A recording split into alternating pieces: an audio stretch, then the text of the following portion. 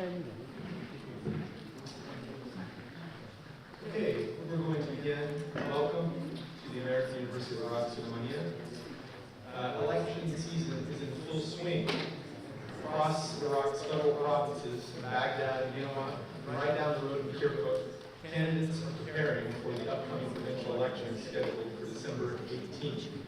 And of course, many of you here in Suleimania are also looking towards the Kurdish parliamentary elections, which will be at the beginning of next year.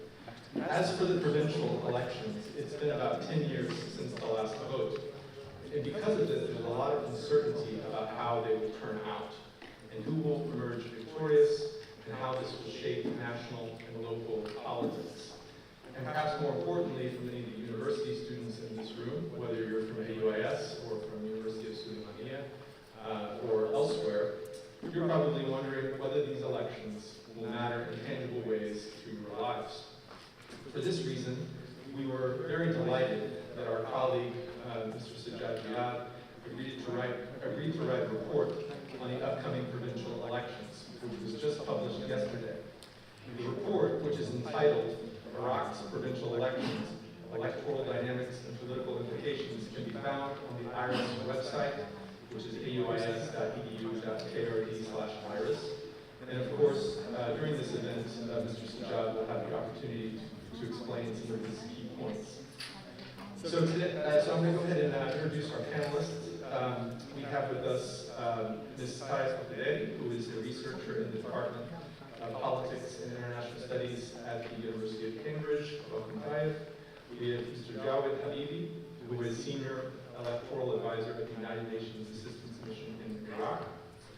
We have Mr. Sarbast Mustafa, who was previously chairman of the Independent High Electoral Commission, which of course oversees Iraq's elections.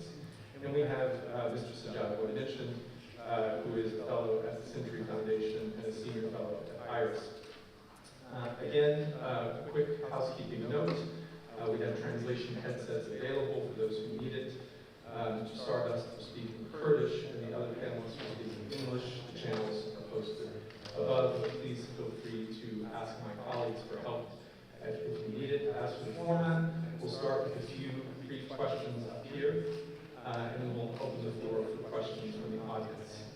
So I will begin with the author of the report, Mr. Sajjad. I'm hoping you can give the audience a sense of what the stakes here are from the perspective of different political parties. Why do these elections seem to matter so much across the political spectrum? Thanks.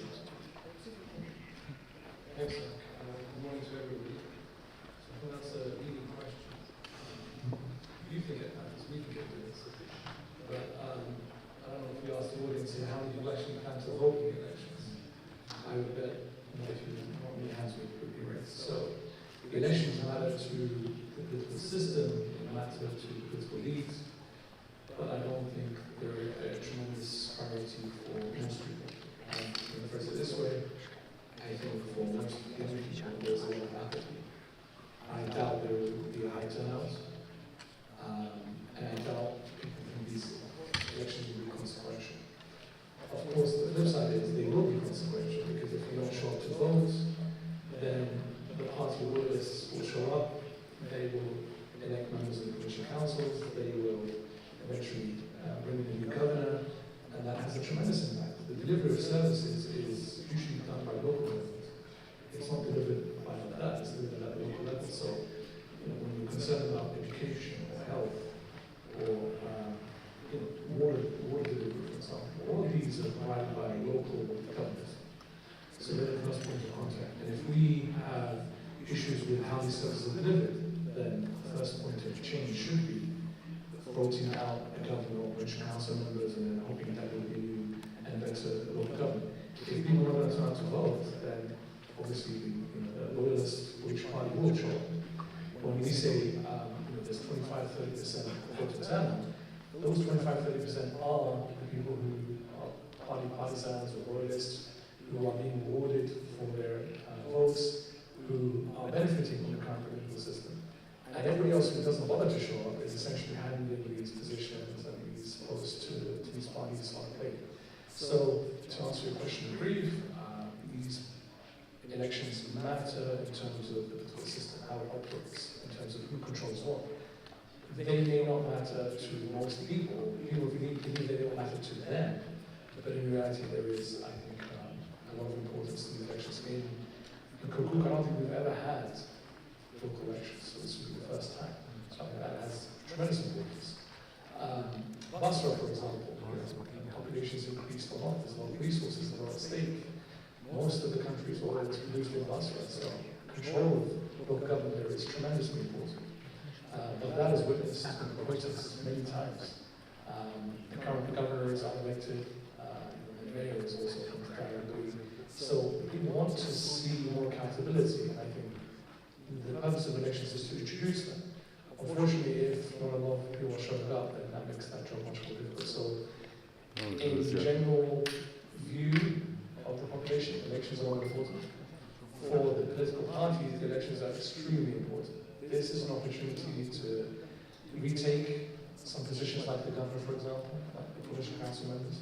This is an opportunity to try to dominate the government. This is an opportunity to redraw the political map. So 10 years ago, the last time we had local elections, some parties didn't even exist. They're very powerful now, but they didn't exist 10 years ago, so they had no real say in the local government. This is an opportunity for them to get into power. Likewise, 10 years ago, there were some parties that were very powerful, who controlled the government positions of provincial councils. But they've almost been wiped out in those 2 things. They're irrelevant now. So this is an opportunity to change the political map. And it is a test for how elections will be conducted in 2025. The national elections. I mean, we know the fallout from 2021, there was a change in the law, there was a change in INEC. There was a lot of pressure to try to change the results. So we want to see how these elections will be conducted. How INEC will perform, what is the reversal of the election will going to lead to, and how the parties will set up for 2025. Will they do well, especially the coalition of Shia parties, without the separatists, can they do well? Last time they didn't do very well, the separatists beat them comprehensively, so they want to set down the marker that, hey, we can do much better. Last time was a one-off. So I mean, there's a lot at stake for the political parties, even though maybe a lot of people, especially young people, don't think so. Thanks, Sajjad. And you mentioned, or Sajjad mentioned, that for a lot of these larger parties, the question is, can they dominate local governments through these elections? And of course, Taif, for a lot of the smaller independent parties, it's not a question of dominating local governments. It's something else. And I'm wondering if you could speak a little bit about the stakes for the independent parties that emerged after the 2019 protests. Some are refusing to participate, others are going ahead. What explains this split? I mean, when it comes to the parties that emerged after 2019, we're seeing continued fragmentation. So in the 2021 parliamentary elections, there was a split. There were parties who were willing to participate and those who weren't, and we're seeing this again now in the upcoming provincial elections. And we're seeing parties like Imtidad refusing to participate because they're saying that they can't compete when it comes to the kind of funding that the larger established parties have access to. So when I was talking to them in the run-up to the 2021 elections, a lot of the candidates were saying that whilst they had $50 to spend on their electoral campaign, their opponents had millions. And we're seeing this also, for example, in Basra, where some of the big coalitions, as per usual, are buying votes. So we've had huge employment sort of drives in the electricity sector and in the education sector. And little parties and the parties that emerged after 2019 can't compete with this.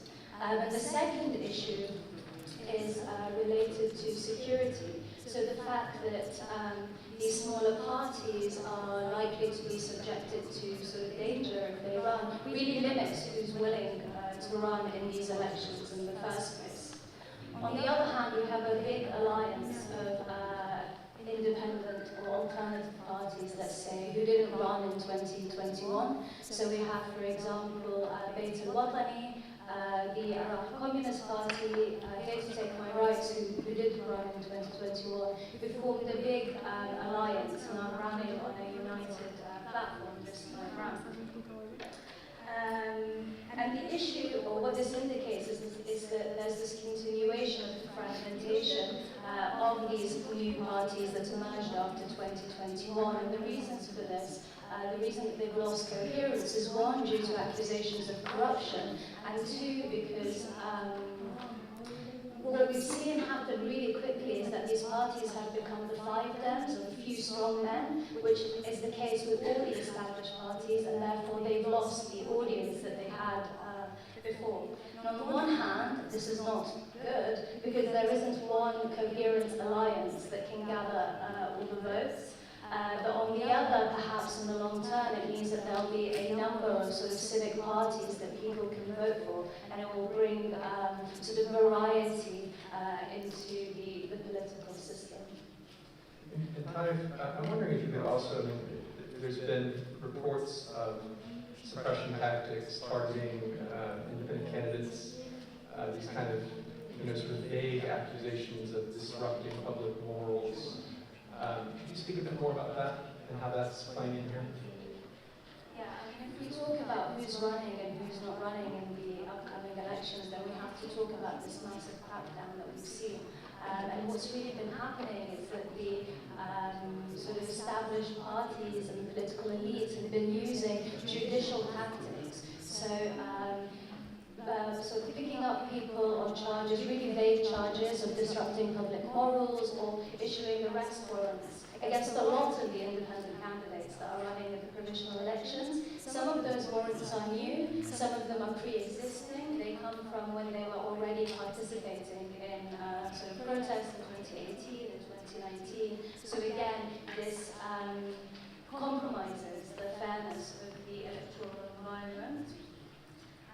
And beyond this, there's also been a massive anti-gender campaign, as I'm sure a lot of you have heard about.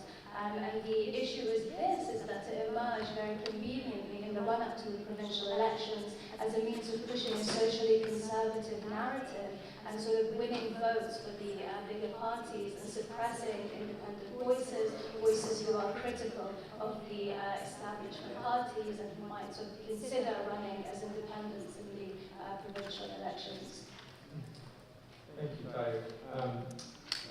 Dr. Sargas, one of the things that Mr. Sajjad talked about quite a bit in his report is the importance of IHAC and the role that IHAC plays in elections. And I'm wondering if you could give us a sense for this specific election, for the provincial elections, what challenges you anticipate that IHAC will face?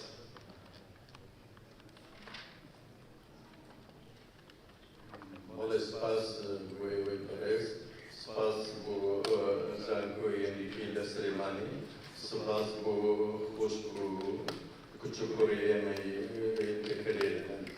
براسي هاي هذا كي روش بروش باش بوا كلا دوزر بين جوان سهل جاتني لروج كذا انجام مع العالم شو بينش مانجينا وكذا مزرعه ودواي أولش لشندين لأني مثيدرا وكيك لولا أنا كان مراي مرز مع ناس عليه التمثيل عندك ويش مستاجاوي لكيوين و منظمة انترناشيونال كهاي فيسبو بويا كادريك ومضلين باشي لا مزرعة استعلمي طبعا أداي كومسيون زوجة كشكل ناو كومسيونية كشكل دروي كومسيونا عموما دزانين بابتي نزاهت وباكي في قلدي هالجاتن مسؤوليتي هم خلقيك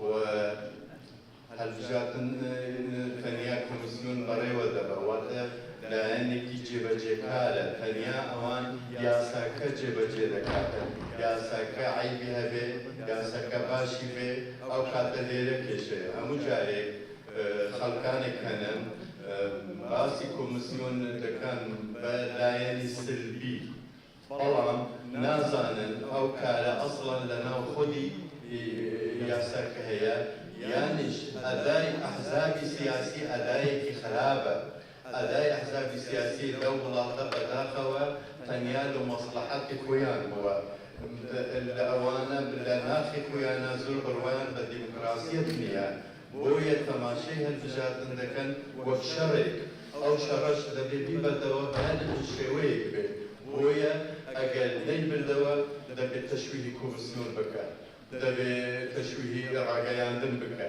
دبي تشويه دين خلقك بكا دين بين دايا بويا ما بين الرسال ياساك ياساي هالبجاتني إستا وكتون هي 2020 كيش هالبجاتن دموت ما تيسي وهج دبيتي كيشي دواي هالبجاتن شون كيف فرقي طانوس خلايا ندكت لأن خودي مما دكت إستاش ما تيدا كدوشي وي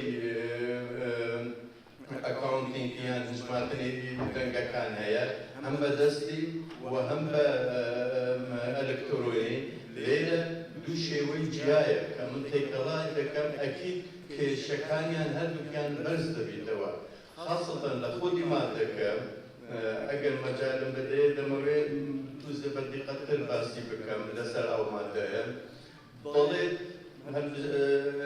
هجماتني دنگا كان بد إلكتروني ذكري وأنجا مكان دبي خلال 24 ساعة رابع غيري تمام دوام لها مو مزقا كان دنگا كان بدستي هجمات ذكري وأجل هاتو الليلة كيشكان دو تدس بيدكا يكم بقيبا لما ذكر ضليت أجل فرق كي جواز يكي نيوان دنگا كان بدستي هجماتني وبا إلكتروني لصدا بينجي كم تربو أو كانت هجماتني بدستي حساب ذكري لو يسقى أما خالقي زور قرين قدر بهمومان أقدر بين دوام أجل هذا لصدا بينج وزيادة البين لهال بنكيك لهال عفو في سكي باريس كايك بنكيك جلوستا كان في ضريب عربي مركز التدقيق لوين سحرة رواني ذكري يكم أجل هادو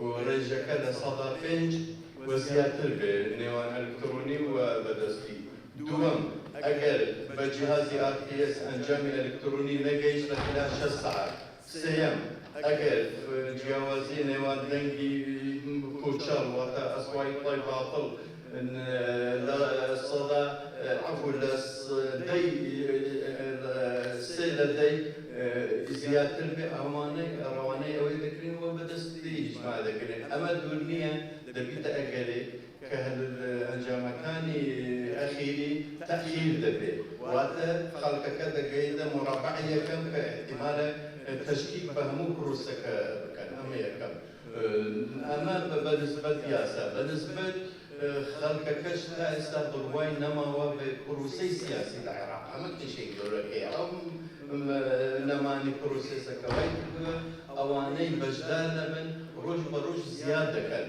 إستا صدريا كان ضرين لما بجدان نابين امتداد ضرين بجدان نابين عيال علوي ضرين بجدان نابين جماعة رفض ضرين بجدان نابين وبداخل وجه لهذه تشوي كان كبع على نضل المغلق احتمال صدريا كان هالنية للخلق كبجدان بين وهي أمام كشكان بلام أو يقرنجا هالبجاتن هالشونك بدا بدا كاتب بدا بكري هالبجاتن تاك رجايا بودا صلاة أنجماني باريس كان لحكم راني عراق دايا حكم راني عراق لسر أساسي لا مركزيته بس بواضحي لما دي صد الشخصي دستور ده هاتية بواضحي هاتية ده بباريس قال لنا أنجمنك الانتخابي بكات لصمادي صوت استوديو هاتية بواضحي لصد استسيد دستور هاتية ضلت أدوان توفيز صلاحية لوزارات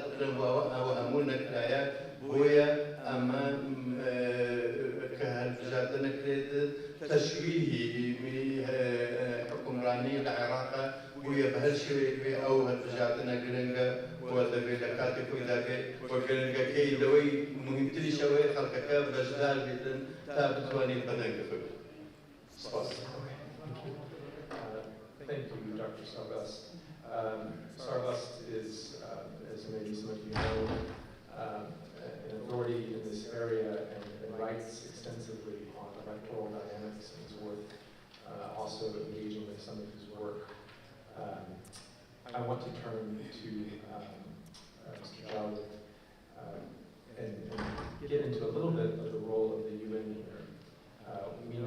that in 2021, the UN had quite an elevated role in many ways because many of the heads of IHEC departments had been removed and fired. There was also a sense that from the Tishreen movement that the UN should play a big role to lend legitimacy to those elections.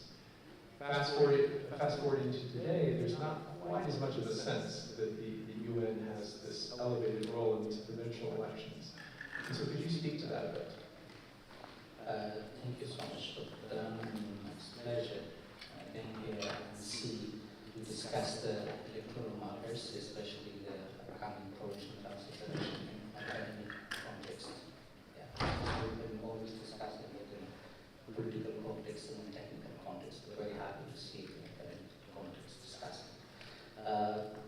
If you can step back to 2019, so after Tishreen demonstration, so one of the main requests of the demonstration was to bring reforms in the electoral process in Iraq. So based on those requests, the IHEC law changed and the election law changed, and they also set the date for the Council of Representative elections, 10th of October, though it was initially in June 2021, and then because of some certain technical issue they made to 10th of October. So 10th of October, we finally had elections, and it was widely believed that one of the best elections in Iraq, Council of Representative elections. In terms of the United Nations roles in supporting of the electoral process in 2021, it was also one of the requests of the demonstration to have the United Nations involvement in the process. And in order to streamline the engagement of the United Nations as a political nation in Iraq, the government of Iraq, this is like a procedural channel. So what happens to the state members, member states, they put a request to the United Nations asking for technical assistance, support and advice to the electoral process in the respective countries. So the United Nations did receive this request from the government of Iraq, and the Security Council, they accepted the request, and then they mandated the United Nations Commission in Iraq to help Iraqi institutions in delivering technically sound, free and fair elections. So this mandate of 2021 election, it was not only a technical assistance, advice and support mission, so they had some other components which was quite visible to the public. In addition to the technical assistance, the other component of the mandate was to have strategic communication. So we were widely involved in strategic communication, helping IHEC and also Iraqi public about the elections and importance of the elections, and encouraging them to participate in this vital democratic process in Iraq. And that might be one of the reasons that we were quite visible in 2021 elections. The third component was Iraqi government. They also requested too late in 2021 to send election monitoring mission to Iraq. In addition to the technical assistance and strategic communication, to have UN staff, international staff, and national UN staff to monitor the election or the polling centers and stations across Iraq. So it did happen. So we had on election day almost 1,000 national and international. So most of them were national, so we had around 150 international election monitors. They were spread across Iraq to monitor the election there. So that was another reason that the United Nations was quite visible in 2021 elections. And then we also have another logistical component to that mandate to help other organizations like Arab Leagues and regional organizations in coordination and logistical support, in the arrival to Iraq and then how they can move around Iraq to monitor or observe or we can say the observing organizations to observe the election. So, because of these reasons, as you say, so we were visible in the Iraqi context, but our mandate did continue. So in 2021, that mandate, I have to say, it had two components. So one was the technical assistance component, as I explained. The second component of that mandate was the capacity building. As many of you know, this after in 2020 when they issued a new electoral law and then they issued a new IHIC law, they removed all the commissioners, including technical people, deputy CEOs, general directors, even head of sections, and also they replaced all geo directors.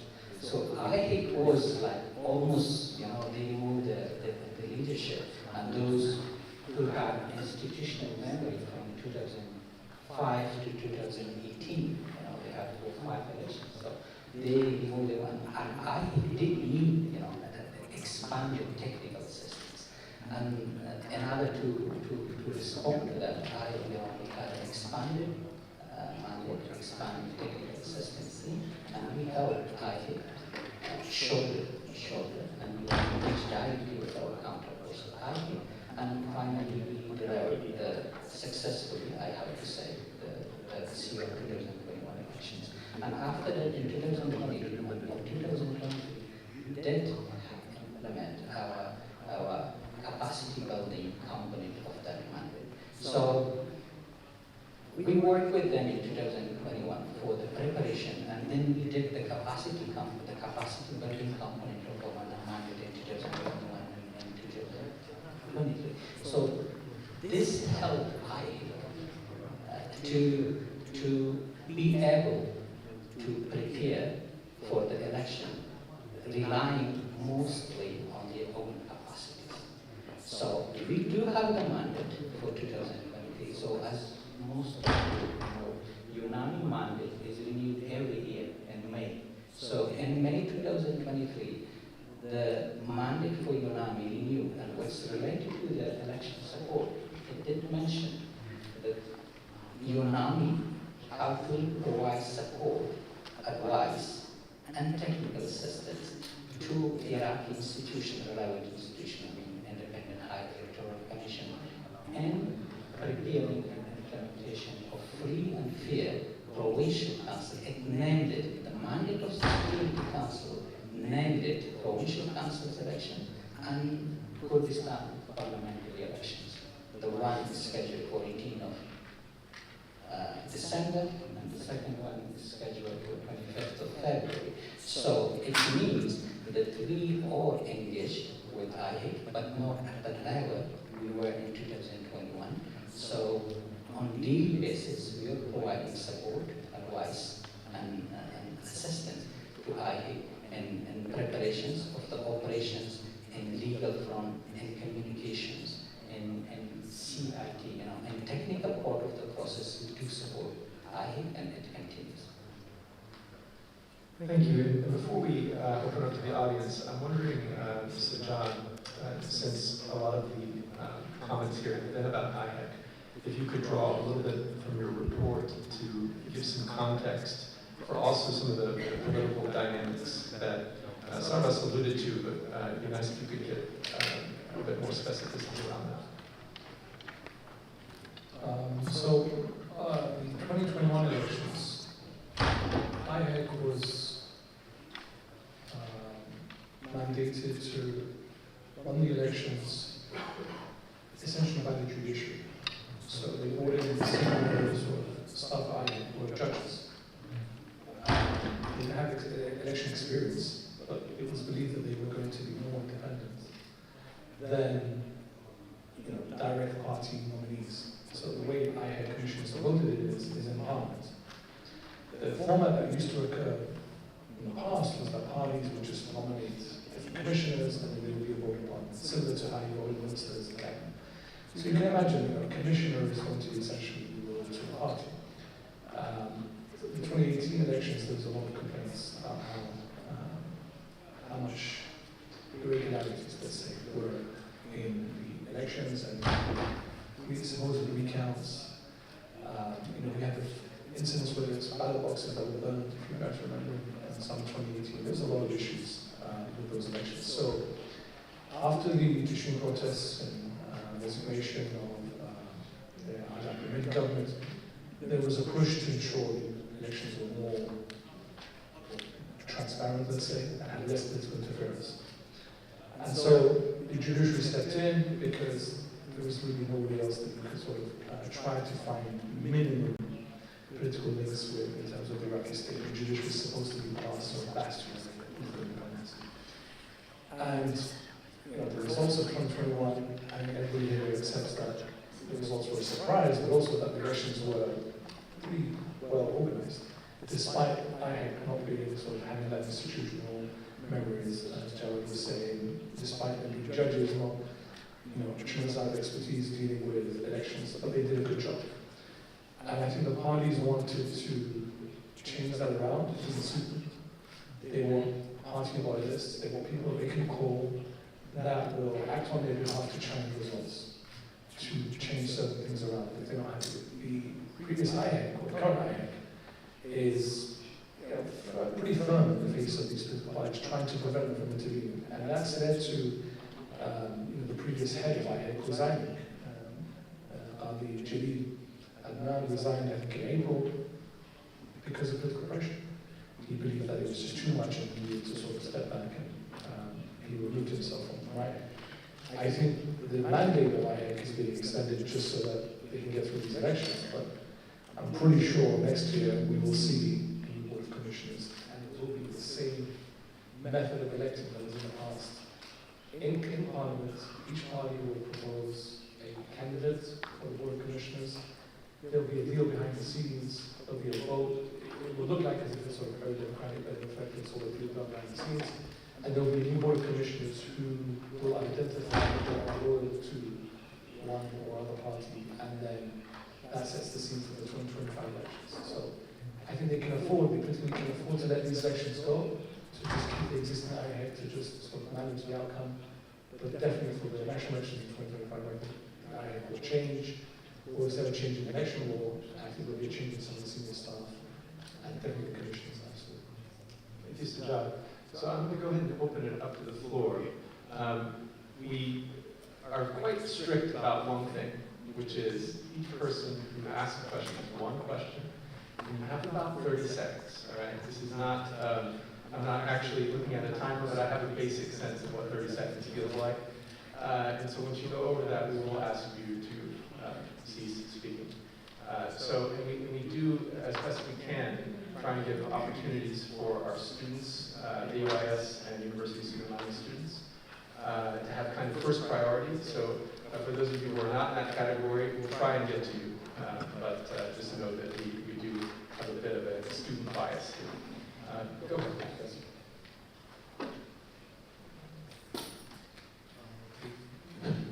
Thank you very much for the insight about the election. I have a question about the United Nations insight on the entire elections. Some political party members and a lot of notable figures have argued that the United Nations insight into the elections would be a breach of sovereignty and it would be foreign interference from the West. How is it going to be played out in the future, and what will that end up leading to from this entire United Nations taking an oversight about the elections? Thank you very much. And we'll take three questions at a time, so we'll do two more. I'll try and go all the way to the back there. Thank you for this opportunity. My question is for Sajjad. My question is, what's the effect of Islamic League on the small political parties? Thank you.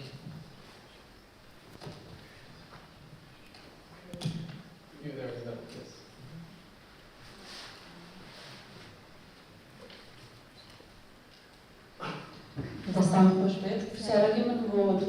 كفاية. تاركو چند کورد توانێت لە هەڵبژاردننی ئەنجومەنی پارێزگاکانی عێراق هەیمەنی خۆی بسەلمێنێت و بتوانێت کە ڕێژەیەکی باش دیاری بکات ناو ئەنجومەنەکانی پارێزگاکان. کورد تا چەندە دەتوانێت هەیمەنی خۆی بسەلمێنێت لە ناو ئەنجومەنی پارێزگاکانی عێراق. Thank you for those opening questions. First, let's start with the question about UNAMI and the kind of sense that it might, be a breach of sovereignty. I think it's an important question to answer, actually. Yeah, thank you so much. But I didn't even hear his name, so Ahmed. Yeah, thank you so much, Ahmed. Question. So, so you use the term breach of the sovereignty. So I not agree with this. As I mentioned at the beginning, every year, not only in Iraq, political missions and mandate of the United Nations Security Council, they are coming as the result of the request of the government of Iraq. So our existence here, or our presence in Iraq, is based on official request of the government of Iraq. So we are not coming, from nowhere and imposed, So we are here. So every year, from 2000, from the beginning to now, every year the mandate is renewed, and every year it's being based on official request of the government of Iraq. So we are based on your request here to support, if we come to the electoral processes, to support the preparation of the electoral processes and support and help strengthening the electoral institution here in Iraq. But we still believe and we respect the Iraqi own and Iraqi electoral processes. So we are an advisory role. So our role is technical assistance, support and advice. So you are not the decision maker, and I also noted your oversight word that you use. We are not even oversighting the electoral processes. We only provide support and advice for better preparation and conduct of the electoral processes in Iraq, and we respect Iraqi own and Iraqi electoral processes. Thank you. Dr. Sarwas, I'm wondering if you could comment on that question. Does IHAC need UNAMI? والله من سيادي وقشتش بدمي وقشتم أوي يونامي براسي كوميسيون فيستي بيونامي هيا دبلتو كم أوان روليان كنصيحة وراوشكاري ددان والزوجة راوشكاريان يعني نك زوجة نمو جارك راوشكاريان لا دلوي كروسكي واتا عربي ملين موضوعي ترى ويا أما في بستيك زورة بالنسبة لخلقيش كيوان يا يونامي لنا بروسا كذابي زيادة استيقاظ خلقك بروسا كذابي أما بالنسبة لدواء بالنسبة لبسياري خوشكي برزم كذابي بزانين كل رولي لتشبارزقاي كيواتام هدجاتنا يبارزقا كان يدروي يعني من لموصل لكركوك لديالى لصلاح الدين لبغدايا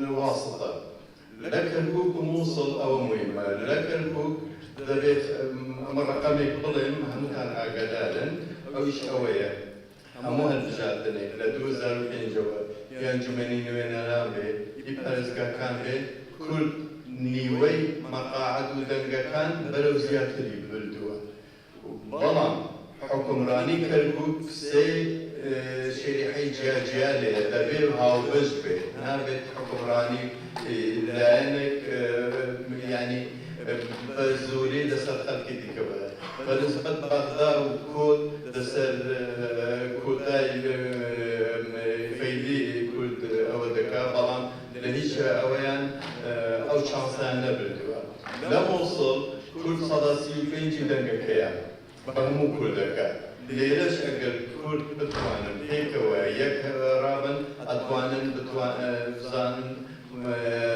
بارزقارك نسخة ببيريا أو روليا أو بزانين أو خلقانش مالي صوت شل زوج شوين هي وأمام مهمة قلت لو دوشوين خاصة لديالا ولا كركو ولا موصل دنجي هبي أو هبيتن أو كل شيء شكل هاي ساشارة سنة كراوة مستقبل كل دوي باشا خاص. Thank you. And so, this could make it interesting for a minute. The other two questions I think we can combine, and I'll put these to Sajjad and Raif. So we have one question around the impact of basically changes in the electoral formulas, St. Lego and the like, on the smaller political parties.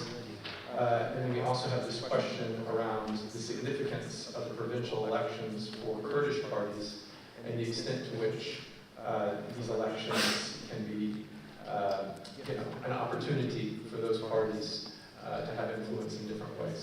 Tanya, we'll start with you. From protesters and activists I've spoken to, my understanding is that they're against the new, or broadly, against the new electoral law that's been introduced because it favours the bigger parties. And it was actually introduced in direct response to the loss of the Shia, or the parties that formed the Shia coordination framework in the 2021 elections. We also have to remember that the electoral law that was supported by the sort of new parties that emerged out of 2019, Basadris were really instrumental in introducing that law. So the new law that came afterwards was a direct reaction to the loss of the Shia coordination framework, and direct response to the emergence of new political parties after 2019. Thanks, Sajjad. So, on the electoral law changes, I think I don't expect the smaller parties to win because the way the state works is if you have one large party with several candidates who don't earn enough votes to win a seat outright, and you have one small party who has just one candidate, for example, that may have enough votes to win a seat. When you combine the other votes from the other large party, their seats, they can have enough votes together to get a seat, which means if their total number of votes, the remaining votes, totally are higher than the smaller parties' independent candidate who's just one candidate, that means they can win the seat rather than the smaller parties' candidate got enough to win the seat. That is how the same-day system works. So, small parties with only a few candidates will not do well in these elections. If you have a large party with many candidates, essentially no votes go to waste. That is the whole point of this PR system. Now, the problem is that our politics is not open, so it's, the system is gamed, it's taken advantage of by the political elite. It's supposed to be fair, so that every vote counts, no person's vote goes to waste, but that's not the way it works in Iraq, unfortunately. So, according, and I quote this in the report, according to a source that I have at IHEC, he says the small parties will get nothing, essentially. They won't win any seats at all in provincial councils. And I don't think it's that bad, but I do think there's going to be a sizable majority for the established elites. I think they will pick up most of the seats. The second question, I mean, I can't really speak to whatever occurs after the elections. I think in some places there has to be some cooperation. Like Kirkuk is potentially a very messy situation. No party is strong enough to win a majority out, in my opinion. So that means no majority is formed in provincial councils. No party is going to get the automatic right to have the government from their party. So that means a deal will need to be done. Now, will the PUK and KDP cooperate to form a majority to retain the government position? I don't know, or to win the government position? I don't know if it's possible. I mean, politics are very factious at the moment. Will the Arab and Turkmen parties combine to have a majority, and maybe the PUK will make a deal with them, and that allows them to sort of share in the spoils, so to speak? The same situation exists, I think, in Basra, for example. Governor Saudi Arabia wants to remain as government. He turned down the post of prime minister. He's turned down the seat of parliament twice because he values the government position more. You know why? So for him, it's very important that he retains his position. How's he going to do that if he doesn't have a majority? That means he'll have to cooperate with others. But if he does have a majority, then it's much easier for him to retain his position. So I think for the Kurdish parties, I think it might just be that we have to see if there's a deal that can be done after the election. I don't think even in NATO or the KDP will win enough seats to form a clear majority. So in these provinces, Diyala, Kirkuk, NATO, Asabi, I think the results are in a way irrelevant. It just depends on the political deal that can be done after the elections. Probably for the Kurdish parties, more important is what happens in the Pakistan elections in 2024. I think that's where they put most of their energy. But certainly, I think Kirkuk and NATO will be the ones that they will try their best. They're running on separate platforms, they're not united, and so that points to either a deal or they're joining either side, which is what's happened in the last 4 years. Thanks, Sajjad. Any more questions we can take? We'll start with you in the middle there.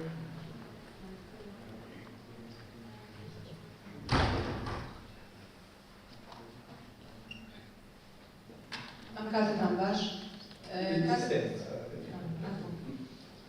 کاتێک باسی هەڵبژاردنەکانی ئەنجومەنی پارێزگاکانی عێراقەکەی ئێمە کورد زیاتر تەرکیزمان چێتە سەر کەرکووک وەک دەزانین کۆتا هەڵبژاردننی ئەنجومەنی پارێزگاکان کورد لە کەرکووک زۆرینەی کورسیەکانی بەدەستهێنا بەڵام بەهۆی لێکۆتەکانی لە ڕفراندۆمەوە هەم پێگەی کورد لاواز بوونش بە هەندێک لە دۆستەکانی لەدەستدا ئایا ئەم هەڵبژاردنە گەرەنتی ئەوە ئەکات کە کورد هەمان پێگە بەدەستبێنێت و کورسیەکانش بەدەستبێنێتەوە لە کاتێکدا حیزبەکانی کوردستان ئەوانەی کە لە کەرکووک بەشدارن هەرتەوازن و یەکگرتوونی و دووەمیش هەر پەیوەندیدار بوو پرسیاری تر دەنگدەری کورد لە کەرکووک لە کاتێکدا هاوڕێکەی یان خوشکبراکەی موچە وەرەگرێت لەسەر بەغدادا ئەمەی کە لەسەر بە هەرێمە سەر بە حکومەتی هەرێمی کوردستان موچە وەرناگرێت. Just one question. Just one question. Okay. So next question, please. We'll take you here in the center.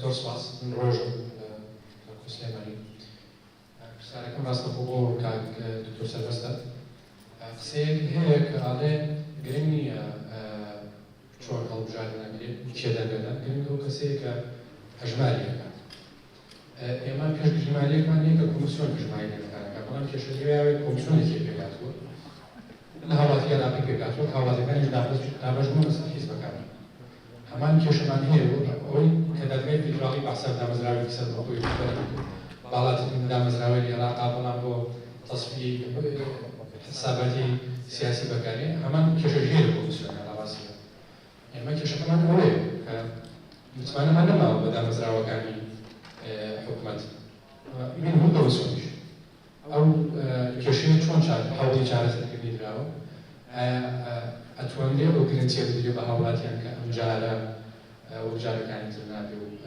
بە شێوەی نەزیرانی دەرا وەجارەکەی سپاس.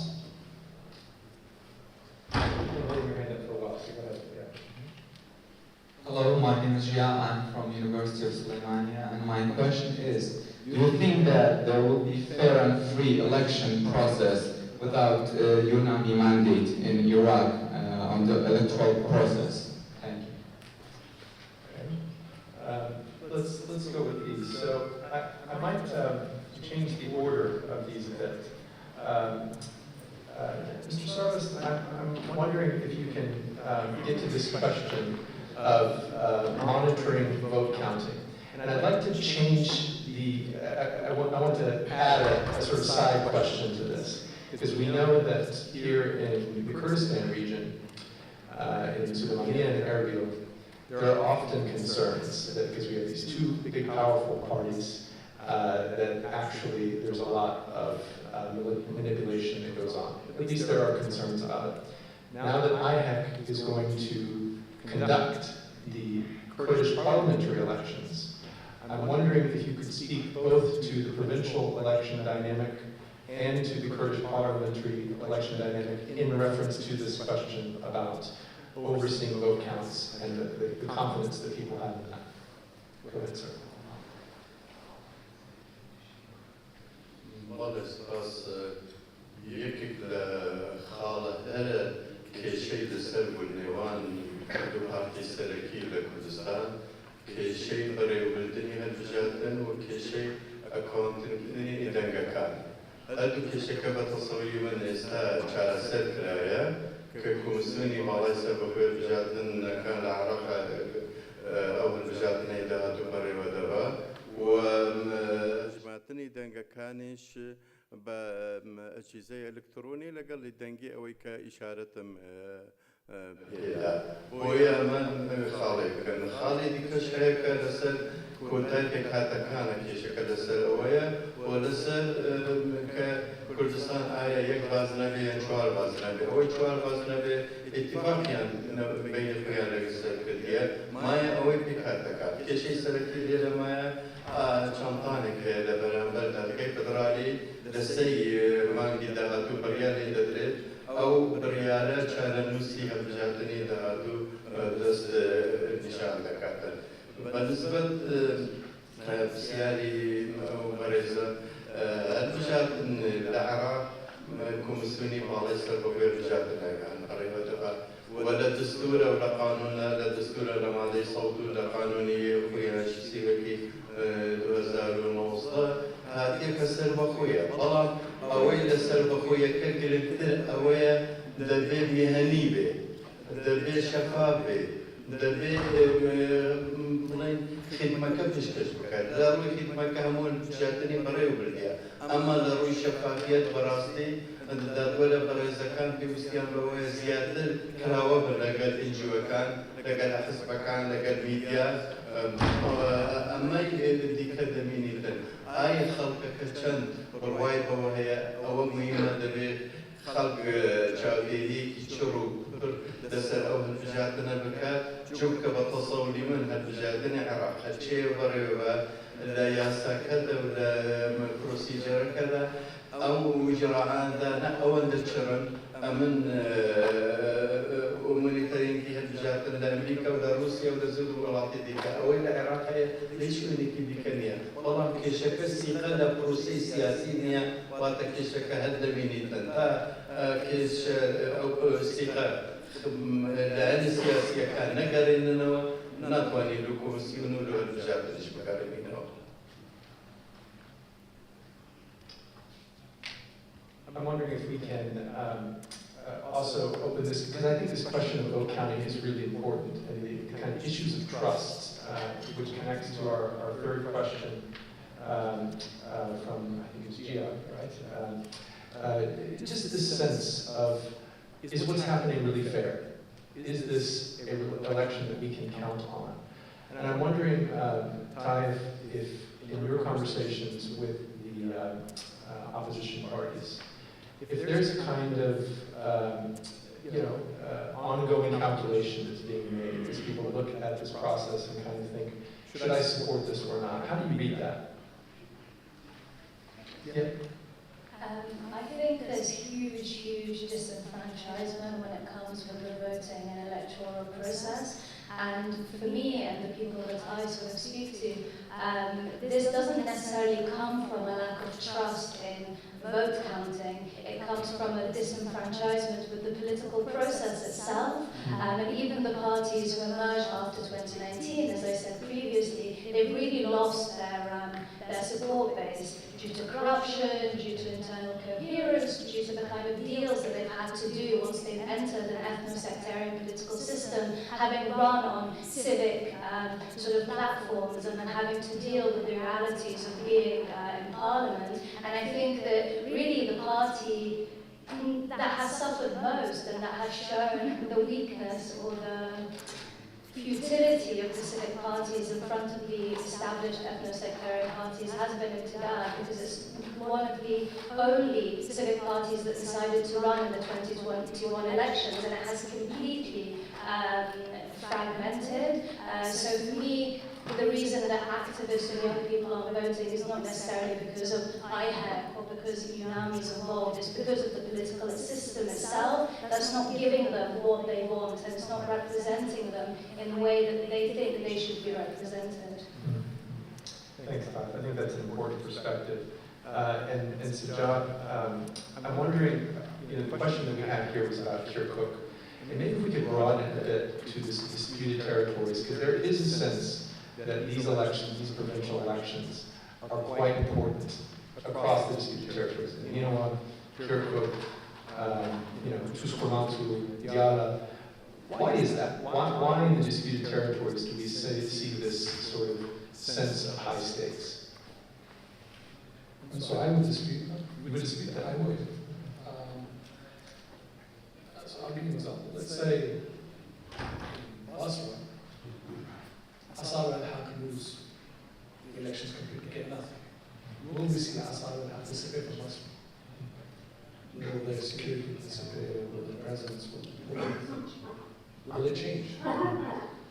Same in the disputed territories, in my view. If one party does badly or doesn't do well, will they leave the disputed areas? Will they give up their control, their influence, their checkpoints? Will they suddenly become much weaker? I don't think so. So I think in that sense, then how relevant are these elections? In that true sense of power, not in terms of political legitimacy, not in terms of positions in local councils, in terms of actual deliverable, palatable power.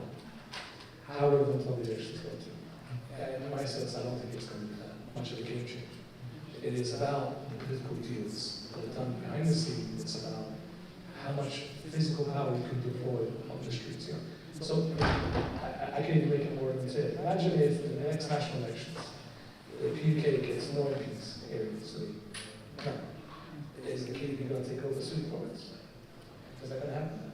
No, obviously not, right? So if we're honest, I think the elections have a limit to what change they can impact on the ground. I think whether it's disputed areas, whether it's Baghdad, whether it's Palestine, there is a reality that these elite parties are here, they're strong, they're willing to fight to the death to retain their influence, their resources, their control. Protests, we saw protests here, we see protests in Baghdad, we see protests elsewhere, people have died. And the parties are willing to fight to the death. So I don't think it is a matter of being able to vote these parties out. And in disputed areas where the situation is so complicated, we can suddenly just say, oh, there's elections, so suddenly those Hamas is going to be, that's it, it's done. This party won the elections. And those will be perfect. That's not true at all. Same for Kirkuk, if the PUK wins every seat in Kirkuk, or if the KDP wins every seat, or if one of the other alliances wins every seat, the other parties will just accept it and say, yeah, okay, that's it, Kirkuk is now controlled by this party. Is that going to happen? No, obviously.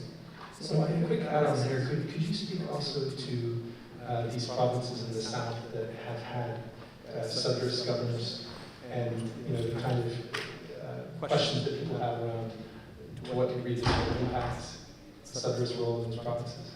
Because I think it links to what the broader point that you're making about does this really matter on the ground? I mean, so there has been some changes at federal level since the framework took majority control, let's say, of the government.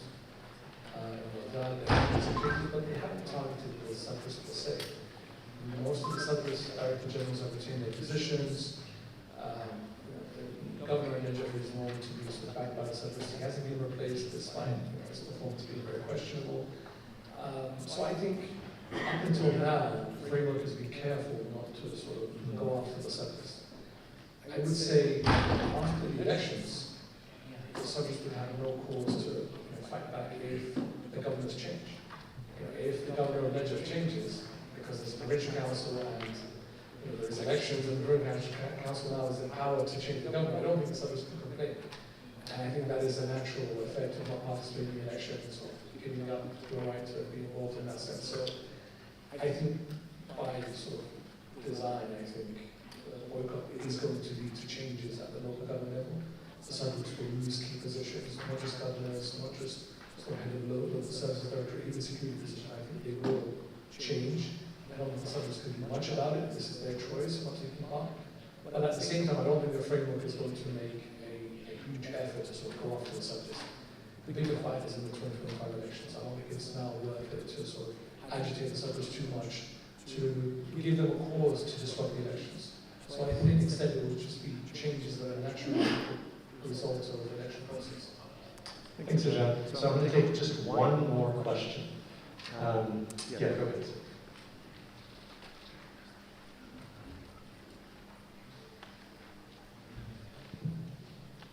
Assalamu alaikum. Assalamu alaikum.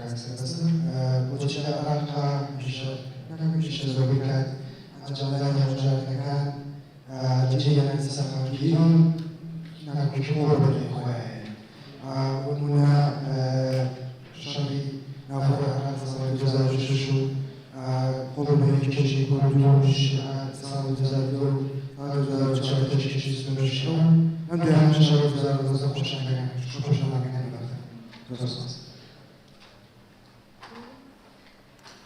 Yeah, I think in a way this is a good question for us to end on, because we need to step back and think about the big picture. To what extent do these elections matter for people's lives, for stability, for security? Is there any relationship between the vote and the expectations that people have for some sense that their lives will be more predictable, more manageable? And I will allow our panelists to give a brief thought on this, and we'll start with Sajad. So maybe repetition of what I said at the beginning. I think the elections matter to the political system. I think the elections are relevant in terms of who has more impact and control on the ground. I think the apathy that we have, the low voter turnout, is a concern, because at the same time that a lot of people who are not loyalists to any party don't show up, the actual loyalists do show up. So the parties encourage people to have doubts about the elections because they don't want non-aligned voters to show up. They want most people to stay home, but they want their people to show up to the elections. And that's what's been happening. And that's why they're able to sort of maintain their control of the electoral system. So the elections can matter more if more people decide to show up. But while people don't show up, then in some sense the elections don't really matter. Like I said, the results are not going to have a tremendous change. You know, Sudrists are not involved right now. They reside there in peace. But are they out of the system? Are they completely gone? We don't see the Sudrists, we don't see control. No, of course not. They're still there, they're still relevant. And any moment they can sort of show their faces on the streets again or apply power through their formal positions. So in that sense, I think at the moment, the lack of turnout is what's making the elections not as effective as they should be for most people. Thanks, Sajad. I wouldn't say for this topic, but I believe that holding provincial council election is a constitutional requirement. So Iraq, they didn't have provincial council election. So the latest provincial council election was in April 2015. So for the last 10 years, so Iraq didn't have a provincial council election. It's in addition to its constitutional requirements, it's also if we have effective functioning and accountable provincial council elections, it's also for local governance, it's very important because we have national policies and national politics, and then we have local requirements and needs, and these are different from one government or one province to another. Maybe if we put it as an example, so in Basra, the local needs would be different than in Suleimania or in Mosul. So this is somehow interpretation of the local needs and how they can put it as a policy at the local level. So it's a key for improvement of the local governance in addition to its constitutional requirement. And Kirkuk, I believe, we only had the provincial council election in 2005, so that's the only provincial council election. So no. So then the second one was in 2009, the fifth one was in 2013. So it was scheduled due for 2017, 18, 19, and because of the screen, so it's for the last 10 years. So it's a need for local governments in order to effectively manage local politics. So we believe it's an important part of the governance in Iraq. Thank you, John. And Taib, I want to make sure that the thrust of the last question is honored here. I mean, really what's being said is that, in fact, elections can make things worse. That's what's being suggested here, is that historically there can be this kind of reverse relation. So how do you see that playing out, at least in the settings where you're focusing, which is the opposition parties, the independent parties? Okay, so I think that for the 2019 parties, or post-2019 parties, what these elections will do is that it's basically their second or final shot, perhaps, to show that they're relevant, that they're effective, that they can garner votes. And if they don't, I wonder whether there'll be further fragmentation and whether they'll disappear from the political scene. And I think the likelihood of this is based on a number of factors. First, some of them, one of the alliances has been in talks with others, they're not participating in the elections, but now that Southern has said that no one is allowed to vote, that's a huge blow to the numbers that might vote for these alternative parties. Two, the huge voter disenfranchisement, which means, again, that a lot of their audience or their support base isn't going to vote at all. And three, the fact that there are so many different little coalitions running on this sort of alternative or civic platform, which again means that they're unlikely to get a large number of votes. So in this way, there is a huge likelihood that the 2023 provincial elections may make things worse for them. Thanks, Taib. Service, final comment. راستی من دبی یک سیاسی گرینگ لخومان بکری. آی الجارتن لولاد معنا بدني ديمقراطية بالتأكيد نخير. الجارتن تنيا هنگاوية كما هو ديمقراطية هالولاط. شوف الديمقراطية تنشئية لناو خزانة لشارعة لزانقوة لدائرة كانت تلقى حكم عالي. قدرها سيادة برز حكم رالي يعني حزاقي لأنه يكون تصدينا تاقن ضليل بكنتا برو بالدنيا ولاط لمصلحة كيان وكذا أجرنا الفجادن بالي قرآن كاري ذكر قرآن كاري شخص ذكر إما يكبر ومعناه كهالفجادن أمانة مني جنجي هستارية أوان بدن كيان قرآن كاري لمصلحة ذكر نصاص. Please join me in thanking our panelists. And that will be the conclusion of today's event. But feel free to hang around a bit and to ask our panel questions.